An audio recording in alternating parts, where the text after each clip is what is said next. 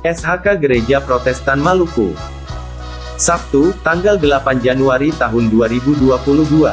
Pembacaan Alkitab, 1 Korintus 15 ayat 9-10. Integritas diri dalam kasih karunia Tuhan.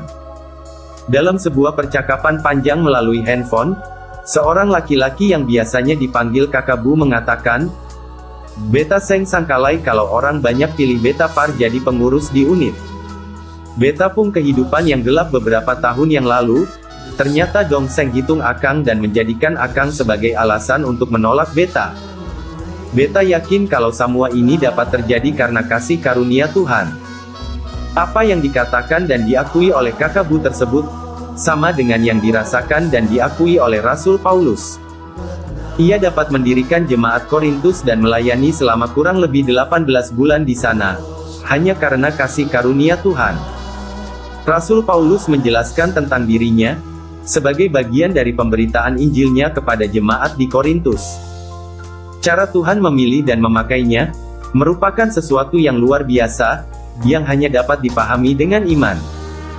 Rasul Paulus pun menyebut, tindakan Tuhan tersebut sebagai bukti kasih karunia-Nya kepadanya. Untuk itu, sudah sepatutnya lah kasih karunia tersebut, diresponi oleh Paulus dengan ketekunan dan kerja kerasnya dalam pemberitaan Injil. Komitmen dan integritas dirinya untuk melayani pun tak dapat diragukan oleh siapapun. Semua yang dilakukan itu pun, dipahami Paulus sebagai kerja dari kasih karunia Tuhan di dalam dirinya.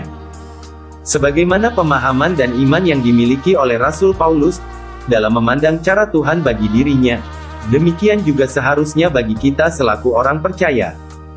Semua yang dialami dan kerjakan, sehingga menimbulkan suatu karya pelayanan dan kesaksian tentang Tuhan, mestinya kita sadari sungguh sebagai wujud dari kasih karunia Tuhan. Hal ini tentunya akan berdampak pada dijalaninya kehidupan dengan selalu mengandalkan campur tangan Tuhan, serta menjadikan kita sebagai pribadi yang rendah hati.